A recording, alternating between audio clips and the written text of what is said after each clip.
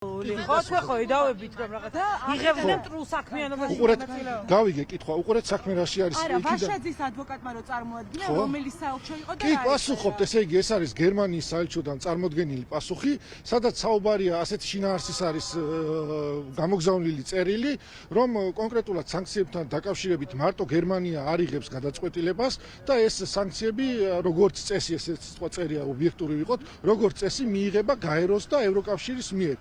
ამავდროულად დაზუსტებულია, რომ ჩვენ საელჩო არ ვფლობთ ინფორმაციას, რომ ბატონი გიორგი ვაშაძე მონაწილეობდა თუ არა გადაწყვეტილების მიღებაში, რაც უკავშირდება სანქციებს. რატომ არ შეიძლებოდა მიემართა მოიპოვა მტკიცებულება, რომ არ იყო ჩართული სანქციების დაწესებაში. რა არის ამაში დანაშაული? კითხვა ზუსტად ანუ დანაშაული რა არის? აი რატომ ვისი მხრიდან დანაშაული? სკანდალური არის ეს ამბავი. თუნდაც მიმართა რა მოხდა? გიორგი ვაშაძემ. არა, მე ვთქვი რომ მიმართვა დანაშაულია მეთქი. ანუ რატომ არის ეს აღსანიშნავი განსაკუთრებულად მაინტერესებს პროკურატურა? რა კითხვა დამისვი და გისვავთ კითხვასთან რა პრობლემაა რომ იმართა თუნდაც ადვოკატი ხო და მე პრობლემა არის რატომ ეჩხუბებთ ანუ გამოვედი და პირველი კითხვა პირველი საკითხი არის რაზეც ამახვილად მაცადე ეს არის ძალიან საინტერესო ქალბატონო აი უყურეთ ეხლა ტყუილად მაბრალებთ რაღაცებს ქალბატონო აი უყურეთ კიდევ კარგი რომ კამერები იღებს როგორც კი გამოვედი კითხვა არ დამიწყ აი რო გამოვედი დავდექი და კითხვა დამისვით და გიპასუხეთ ხო და მე განსაკუთრებულია აი მე გამოვედი და დავიწყე რომ აი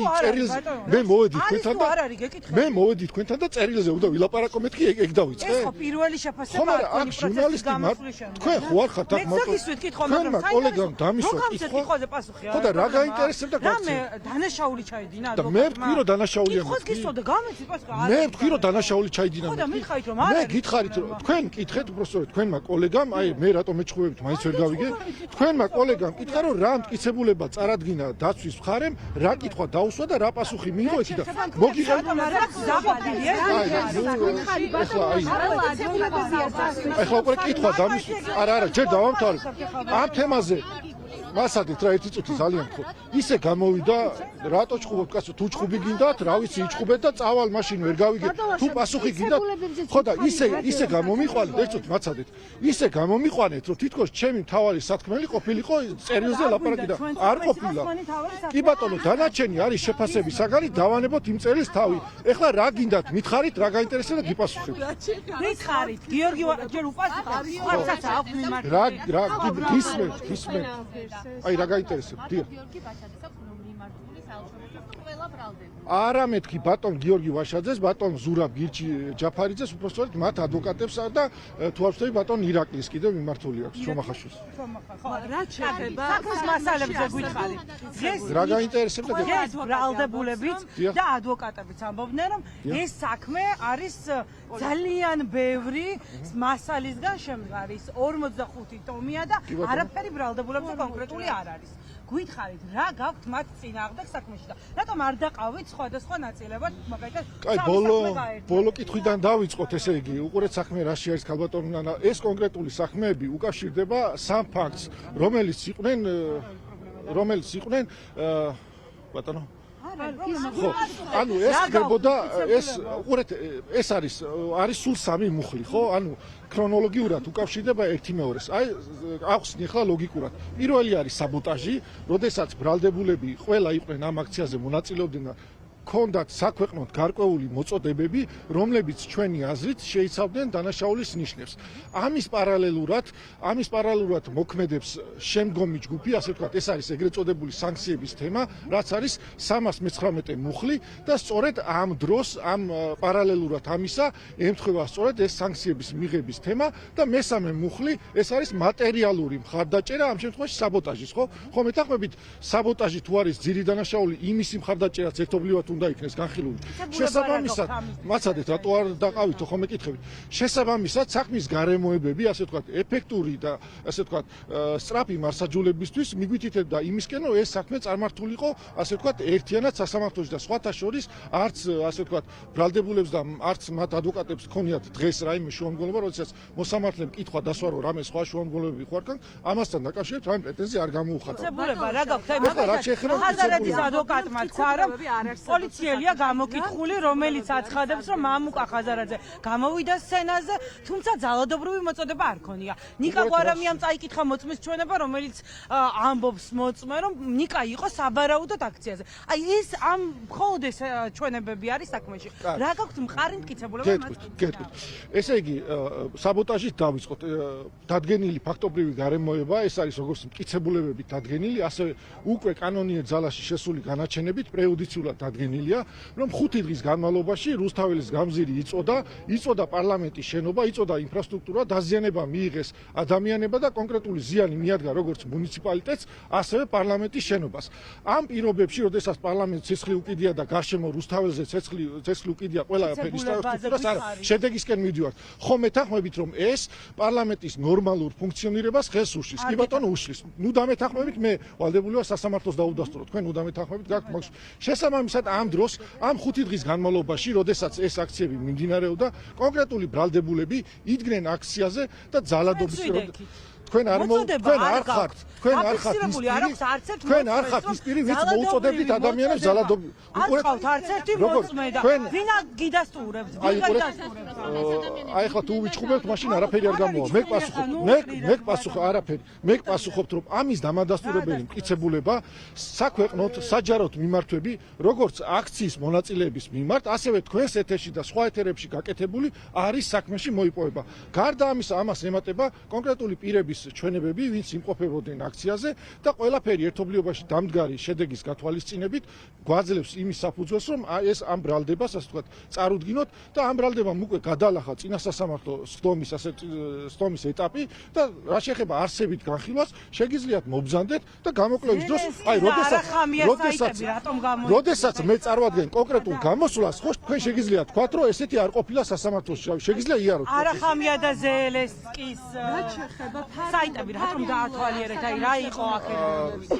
ეს გვაძლევს სურათს, ანუ კონტექსტს, რაც ხდებოდა იმ დროს ქვეყანაში და როგორ განვითარდა მოვლენები. აი მაგალითად, სანქციების თემა რო დავიწყოთ, რომ კონკრეტული ბრალდებულები საუბრობენ იმაზე, რომ ისინი შეკრავენ დოკუმენტებს, ასე ვთქვათ, გააკეთებენ სიებს და ეს დაეყრდნობა მოგონილ ფაქტებს, თითქოს საქართველოს საჰაერო სივრცე გამოიყენებოდა ირანული დრონებისთვის და ასე ვთქვათ, დახმარებისთვის, ასევე საუბარი იყო კონტრაბანდაზე, აქციების გვერდისავლაზე, როდესაც როგორ არ გვაქვს არაფერი, ძალიან კონკრეტული მაგალითი მითხარით მაშინ და მაყურებელი გისმენთ პირდაპირ. მოხარული ვარ, რომ მისმეს ძალიან კონკრეტულ მტკიცებულებაზე ვსაუბრობ, ეს არის ფარული საგამოძიებო მოქმედება, სადაც ბრალდებულები საუბრობენ კონკრეტული ფაქტებით, რომ საჯარო შეხვედრაზე საუბრობთ, არაფერი ფარული არ არის. რას ლაპარაკობთ საგამოძიებო მოქმედებით, ფარული საგამოძიებო მოქმედება და თქვენ რასაფას ისმის აი ყურეთ, ისმის საკუთარი ქვეყნის მიმართ სრულ ბრალდება, რომ თითქოს საქართველოს ჩართული იყო საჰაერო სივრცის გადაცემაში ირანული დრონების საწინააღმდეგოდ, ხელს უწყობდა კონტრაბანდას და ეხმარებოდა სანქციების გვერდისავლაში კონკრეტულ ქვეყნებს და როდესაც გამოძიებით დადასტურებულია, რომ მსგავსი ფაქტები, აი ეს ფაქტები ზუსტად გამოძიებულია და დადასტურებულია. აი ყურეთ, ხოდა თქვენ არ გინდათ ეხლა რომ ბოლომდე მე კი არ ველავ, რომ რუსთაველის გამზირი იწოდაო და აი რა იწოდა მე კი არ ველავ, თქვენ არ მაცდით ლაპარაკს არ ძალიან ლოგიკურად თქვენ დაგეხმარებით, რომ სრულყოფილად ვისაუბროთ ამ ამბავზე. მე რო ველავდე და რუსთაველის გამზირი იწოდა რა იწოდა? არათანაბრად ლაპარაკობდე, თქვენ კი არ შემაწყვეტინებთ, ეს თქვენთვის სასარგებლო იქნება, მე თუ არა ლოგიკურად ლაპარაკობ. მართლა ძალიან ნერვიულობ. თქვენ თქვით რომ იწოდა რუსთაველის გამზირი, ხო? არ იწოდა? რა იწოდა კონკრეტულად? არ იწოდა პარლამენტს. აი რა დაიწვა რუსთაველის გამზირი? გეკითხებით პარლამენტს ცეცხლი ეკიდა თუ არ ეკიდა? გითხარით რა პარლამენტს ცეცხლი პარლამენტს ეკიდა ცეცხლი? არ ეკიდა პარლამენტის შენობას. რას ეკიდა ცეცხლი? საქმის მტკიცებულებებით ესია, არ ეკიდა პარლამენტის რას ეკიდა ცეცხლი? მითხარით, აი რას ეკიდა? ინფრასტრუქტურას ცეცხლი ეკიდა თუ არა რუსთაველის გარშემო? მითხარით, ხო ხარ ბრალდება, თქვენ უნდა დაადასტუროთ, აი რას ეკიდა ცეცხლი? პოლიციელები დაზიანდნენ თუ არა და მიიღეს თუ არა მძიმე ხარისხის დაზიანებები, ისროდნენ თუ არა ქვებს, პიროტექნიკას და სხვადასხვა ნივთებს. სანაგვე ურნა რომ დაიწვა. არ იყო ესე? ერთი და იგივეა, სანაგვე ურნის დაწვა და რუსთაველის გამზირის გადაწვა, ერთი და იგივეა. უბრალოდ რა არის საქმე? თქვენ გინდათ რომ კონტექსტიდან ამოგლიჟოთ რაღაც ფრაზები, მაგრამ მე რასაც ვამბობ, მაშინ მითხარით, რომ არ ეთანხმებით და ეს რასაც მე ვამბობ, ესე არ ყოფილა. თუ ესე იყო თქვით აი მაყურებელი საქალაქო სასამართლოსთან ურნას ეხლა ცეცხლი რომ წაიკითხოთ საქალაქო სასამართლო მაყურებელი შეხედეთ და უთხარით რომ არ იწოდა ინფრასტრუქტურა 5 დღის განმავლობაში სანაგვეურნებზე საუბრობ ხო ყველაფერზე საუბრობ რა იწვოდა თქვენ მაყურებელს უთხარით რომ ზოგადი თემაა და კონკრეტულად რა უთხარით თქვენ მაყურებელს რომ და არაფერი არ იწოდა 5 დღის განმავლობაში კარგით მითხარით თქვენ უნდა რა გითხრათ რატო ჩხუბობ ჯერ ეს ერთი კაცო რა ჩხუბი თქვენ ნერვიულობ რა გინდათ და გიპასუხოთ ძალიან ჩხუბობთ მართლა ცოტა მე გეხმარებით რომ შვიდადი საუბროთ ახლა ჩემი დამხმარე რო ყოფილიყავით პროცესზე იძინე გეხმარებით მე რომ შემდეგ პროცესზე დაბზანდი ჩემს გვერდით